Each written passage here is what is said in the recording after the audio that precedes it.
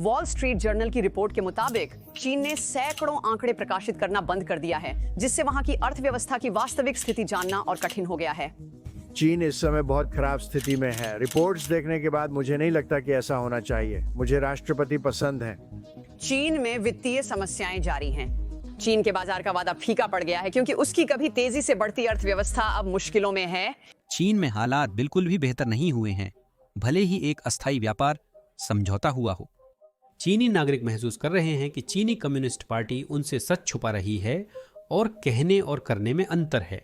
एक और चीनी प्रोफेसर ने खुलेआम एक पत्र प्रकाशित कर शी जिनपिंग और उनकी अर्थव्यवस्था की आलोचना की है।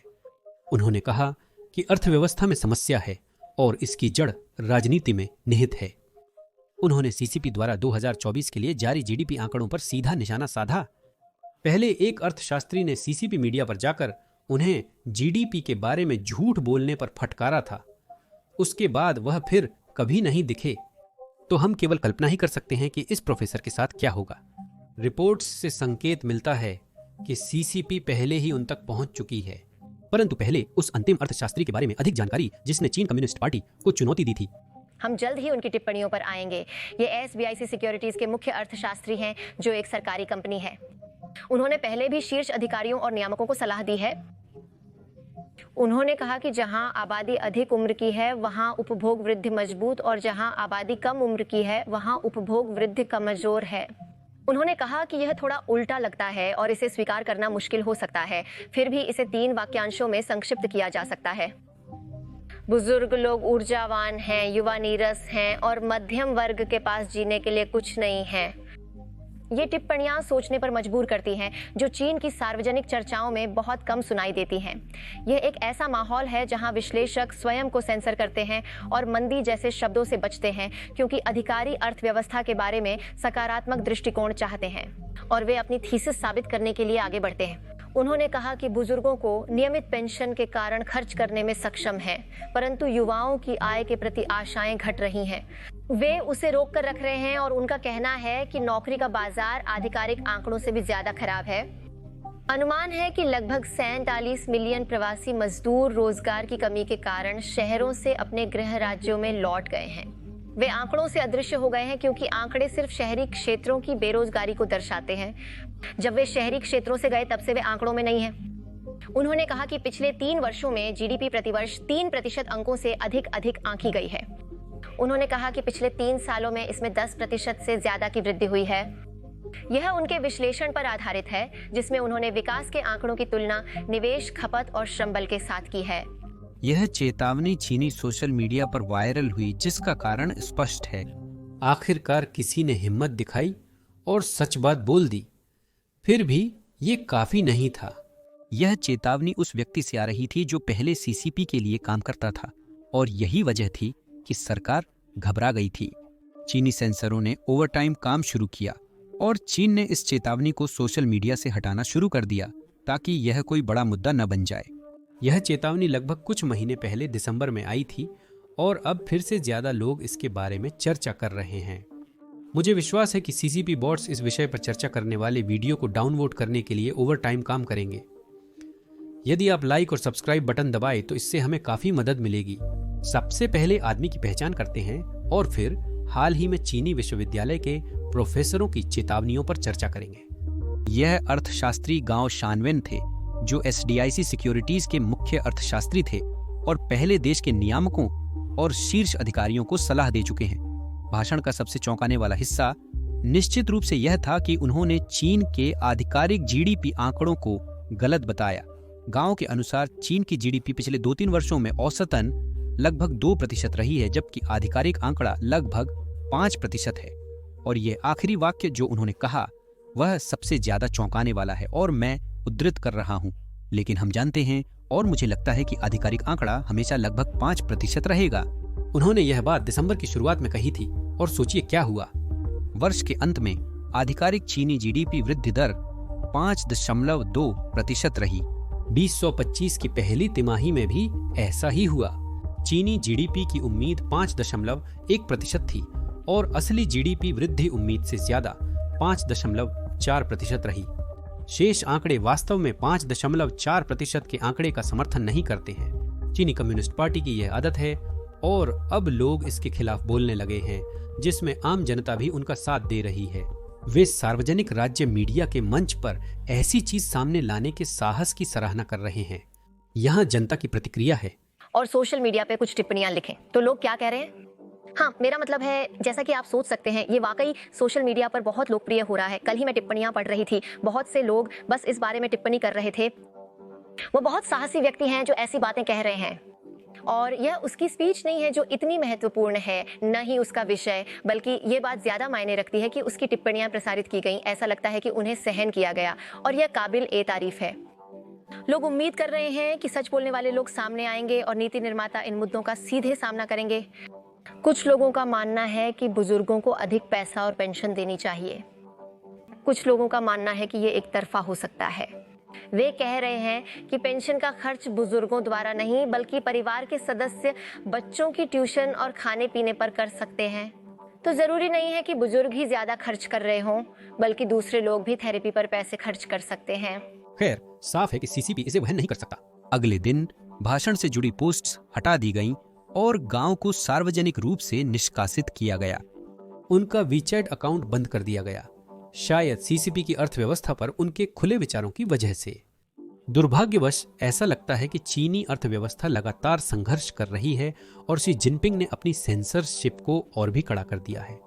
इस महीने चीन ने कई आर्थिक आंकड़े प्रकाशित करना बंद कर दिया ताकि विदेशी कंपनियां और देश यह ठीक से न जान सकें कि व्यापार युद्ध में चीनी अर्थव्यवस्था कैसी है। एक और चौंकाने वाला खुला पत्र आया है जिसमें बीजिंग विश्वविद्यालय की एक महिला प्रोफेसर ने शी जिनपिंग का विरोध करते हुए चीन की वर्तमान व्यवस्था को एक अटल संकट और निराशाजनक व्यवस्था बताया है। चलिए इस रिपोर्ट में चलते हैं। दोस्तों, ये एक प्रोफेसर का खुला पत्र है जो थोड़ा लंबा है। मैं इसे पूरा पढ़ूंगा ताकि आपको सारी जानकारी मिले। चीन के लोग वास्तव में परिवर्तन चाहते हैं। कल पेचिंग यूनिवर्सिटी के ग्वांगजू स्कूल ऑफ मैनेजमेंट के एसोसिएट प्रोफेसर झांग यिंगजी ने अमेरिका स्थित चीनी मीडिया आउटलेट यी बाओ में शी जिनपिंग युग की आलोचना करते हुए सार्वजनिक रूप से राजनीतिक सुधार की मांग की। उन्होंने अमेरिकी इतिहासकार और रणनीतिकार माइल्स यू का हवाला दिया, जो पूर्व अमेरिकी विदेश मंत्री माइक पोम्पेयो के मुख्य चीन नीति सलाहकार रह चुके हैं। सीसीपी ने यूं पर लगातार एक बड़े गद्दार के रूप में हमला किया है। नीचे लेख इनेस्केपेबल डिलेमा इन रिडीमेबल सिस्टम का पूरा अंग्रेजी अनुवाद दिया गया है। अमेरिका में 10 साल पढ़ाई और काम के बाद मैं अपने परिचित बीजिंग लौट आया। 12 साल पहले त्सिंगहुआ यूनिवर्सिटी से स्नातक होने के बाद मैंने अमेरिका में पीएचडी की पढ़ाई शुरू की। मैं पड़ोस के पेकिंग यूनिवर्सिटी में 4 साल से ज्यादा समय से अध्ययनरत हूं। पलक झपकते ही 1 दशक से ज्यादा समय बीत गया है और ये पूरा दशक शी के शासन में कम्युनिस्ट पार्टी का नया युग रहा है। मेरी सबसे गहरी भावना को अगर संक्षेप में कहूं तो वो सिर्फ 8 शब्दों में है: अटल दुविधा और सुधार योग्य व्यवस्था। तो मैं अपनी कलम उठाता हूं ताकि वर्षों में जमा दिल की सच्चाइयों और ज्ञानी विचारों को एक लेख में व्यवस्थित कर सभी के साथ बांट सकूं। चीन के राष्ट्रीय सांख्यिकी ब्यूरो ने बताया कि 2024 में चीन की जीडीपी वृद्धि दर 5% रही। ये आंकड़े देखकर कई हंसे। मैक्रो स्तर पर अधिकारियों द्वारा जारी आर्थिक संकेतकों की सुरक्षा अवश्य होनी चाहिए। वह सुरक्षित शब्द का उल्लेख इसलिए किया क्योंकि सीसीपी अब ये संकेतक जारी नहीं कर रही है। आगे बढ़ते हुए उस समय सांख्यिकी ब्यूरो के निदेशक कांग यी पर पड़ने वाले दबाव की कल्पना कीजिए। मुख्य मुद्दा यह है कि क्या विकास की संरचना स्वस्थ है और लोग इस आंकड़े को देखने के बाद सूक्ष्म स्तर पर कैसी प्रतिक्रिया देते हैं। यही असली समस्याएं हैं। सूक्ष्म और मध्य स्तर पर विभिन्न उद्योगों में व्यापक गिरावट और विश्वास में कमी का रुझान दिख रहा है, चाहे वह आम लोग हों या बाजार की संस्थाएं। वे भविष्य की संभावनाओं की गहन चिंता में हैं। व्यवसाय टिक नहीं पा रहे हैं, ग्रामीण बैंकों में जमा पैसा निकाला नहीं जा सकता और लोग झुंड के झुंड विदेश भाग रहे हैं।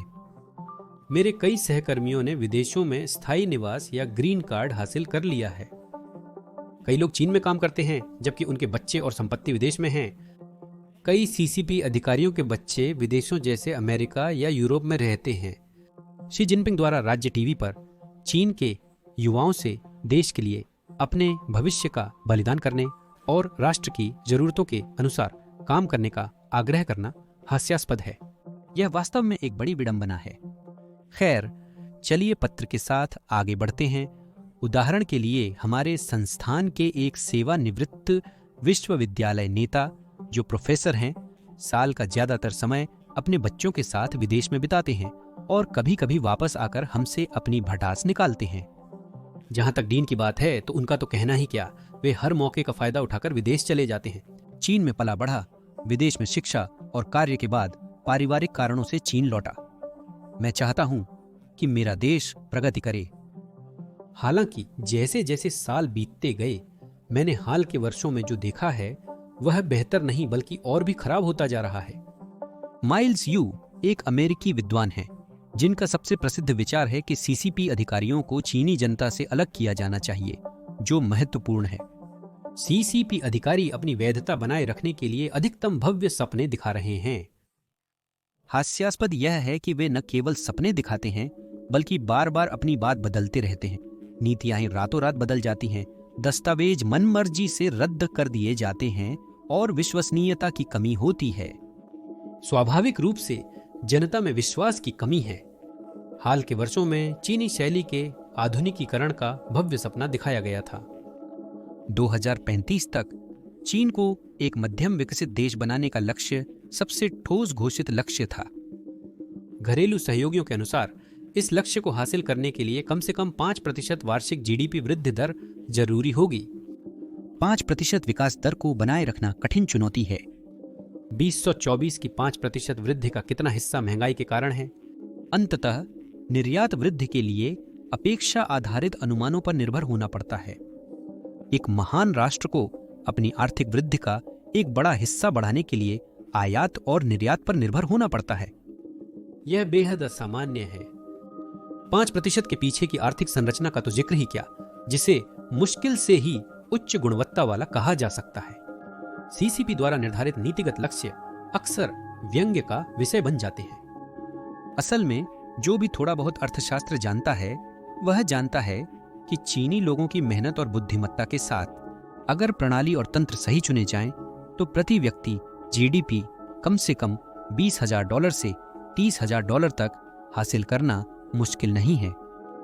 1980 के दशक में खुलेपन और सुधार के साथ वर्ग संघर्ष के खंडन और सामाजिक उत्पादक शक्तियों की व्यापक मुक्ति के कारण चीन ने 30 से अधिक वर्षों तक तीव्र विकास का अनुभव किया। 18वीं पार्टी कांग्रेस के बाद कई कारणों से विकास दर 10% से घटकर वर्तमान में 5% पर टिकी हुई है।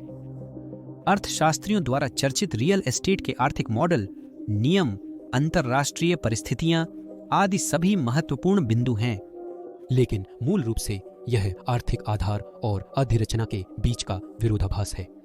अगर अधिरचना में सुधार नहीं किया गया तो सुधार और खुलेपन से मिलने वाले विकास के लाभ अब समाप्ति की ओर बढ़ रहे हैं। पूर्व नेताओं ने इसे स्पष्ट रूप से समझा था। चेन जियाबाओ ने कहा कि यदि राजनीतिक व्यवस्था में सफल सुधार नहीं होता तो आर्थिक सुधार पूरी तरह लागू नहीं हो सकते। राजनीतिक व्यवस्था में सुधार न होने से कई लाभकारी विकास अवसर नष्ट हो सकते हैं। इसका एक प्रसिद्ध उदाहरण है जब ली कच्छुआंग पद पर थे और उन्होंने वीचैट और साझा साइकिलों की शुरुआती वृद्धि की अनुमति दी, जिससे आज के प्लेटफॉर्म और साझा अर्थव्यवस्था में प्रतिनिधि उद्यमों का जन्म हुआ।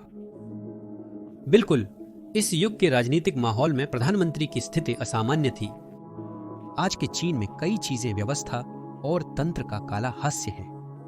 यह विकास के लिए लाभकारी चीजों का नाश कर देगा। प्रत्येक व्यक्ति मानव विरोधी व्यवस्थाओं द्वारा प्रभावित होता है। सामान्यतः नीतियां मुख्य विरोधाभासों की सेवा नहीं करती, अपितु जटिल होती हैं। व्यवस्था के ऐसा होने के कारण सामाजिक आर्थिक विकास एक बाधा पर रुक जाता है। राजनीतिक व्यवस्था में सुधार न होने पर वर्तमान और भविष्य की समस्याएं अनसुलझी रहेंगी। 2021 के गर्मी के मौसम में हेनान में आई भीषण बाढ़ ने आधिकारिक रिपोर्टों के अनुसार सैकड़ों लोगों की मौत और गुमशुदगी का कारण बनी। जब हम शेंजो के झिंगजुआंग रोड टनल पर खड़े थे और सड़क पर तैरती लाशें देख रहे थे, तब हमें एहसास हुआ कि असल में मौतों की संख्या आधिकारिक आंकड़ों से कम 10 गुना अधिक है। हाल के वर्षों में सामाजिक दुश्मनी बढ़ गई है और चाकू से हमले घायल करने की घटनाएं आम होती जा रही हैं। सीसीपी अधिकारियों का सबसे बड़ा मजाक यह है कि उनकी बातें और उनके काम एकदम उल्टे होते हैं। पार्टी संविधान कहता है कि सत्य ढूंढो और व्यावहारिक बनो, लेकिन अधिकारियों के कई काम इससे उलट हैं।